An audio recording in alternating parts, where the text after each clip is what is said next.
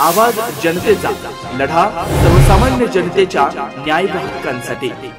निळवंडे धरणाच्या कालव्याचं पाणी राहुरी तालुक्यात दाखल झालं असून कनगर, वडनेर, गुहा, गणेगाव व परिसरातील सर्व ओढे तलावात पाणी सोडून सर्व शेततळे भरून दिल्याबद्दल शेतकऱ्यांनी समाधान व्यक्त केलं। आज शुक्रवारी आमदार शिवाजी कर्डिले यांच्या हस्ते विविध गावात जलपूजन पार पडलं। यावेळी शेतकऱ्यांनी महायुती सरकार तसेच जलसंपदा मंत्री राधाकृष्ण विखे पाटील, आमदार शिवाजी कर्डिले यांचे आभार व्यक्त केलेत।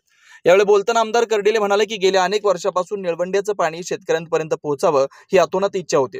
महायुती सरकारच्या काळात मुख्यमंत्री देवेंद्र फडणवीस, जलसंपदा मंत्री राधाकृष्ण विखे पाटील यांच्या माध्यमातून निळवंड्याचं पाणी आज गुहा, कनगर, वडनेर, गणेगाव आदी गावातील शेतकऱ्यांपर्यंत पोहोचल्याबद्दल खऱ्या अर्थाने आनंद व्यक्त होत असल्याचं ते म्हणाले।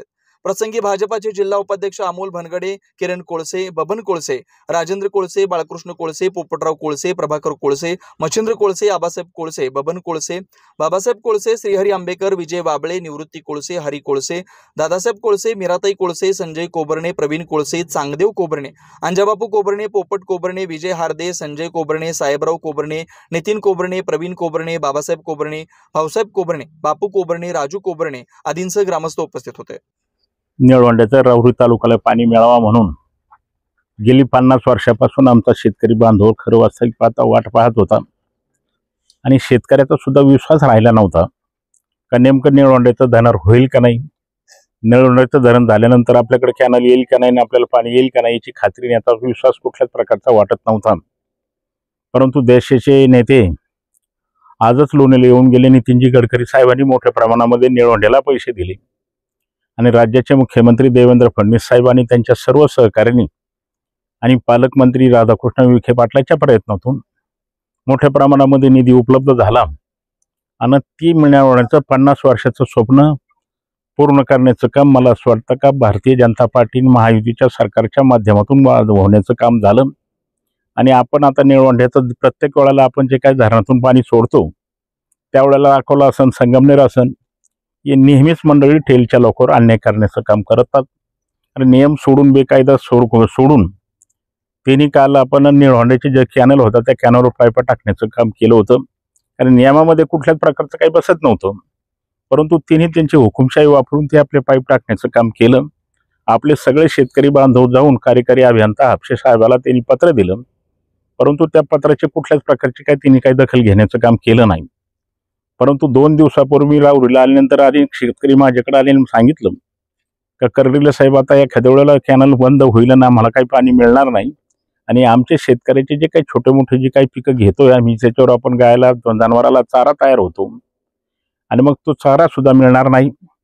म्हणून आपल्या संगमनेरचे DYSP असतील, PI असतील, हापसे साहेब असतील त्यांना मी स्वतः फोन लावला आणि आपल्या जिल्ह्याचे पालकमंत्री राधाकृष्ण विखे पाटलांनी सुद्धा तशा पद्धतीच्या सूचना आदेश देण्याचं काम केलं आणि खासदार सुजय विखे पाटलांनी सुद्धा त्यांनी त्याच्यामध्ये निर्णय घेण्याचं काम केलं।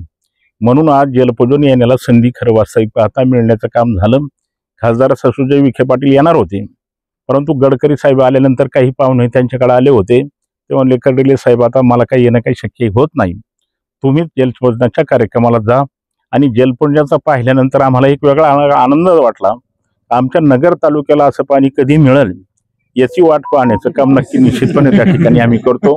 म्हणजे हे निळवंड्याचं पाणी नाही म्हणत मी, असंच कुठल्या तरी धरणातून आपल्याला पाणी मिळालं पाहिजे अशी सुद्धा आमची अपेक्षा आहे। आणि गडकरी साहेबांनी स्पष्ट सांगितलं आपला नगर जिल्हा हा फक्त सिंचनाखाली 26% येतो। नामदार राधाकृष्ण विखे पाटील सांगितलं का तुमच्याकडे आता जलसंपदा खातं आहे, कमीत कमी 60% हा नगर जिल्हा पण आपण जलसंधारणाच्या खाली आला पाहिजे हे त्यांनी सूचना देण्याचं काम केलं आणि त्या सूचनेचं पालन मला असं वाटतं आपले पालकमंत्री राधाकृष्ण विखे पाटील निश्चित करतील आणि आपलं नगर जिल्ह्याचं जे आपण आता जिरायत भाग आहे तो बागायत भाग करण्याचा प्रयत्न होईल अशी आपल्याला सगळ्याला आशा वाटते। म्हणून आज पाण्याची पूजन केलं आणि सगळे कार्यकर्ते हजर राहिले त्यांनाही मनापासून धन्यवाद देतो।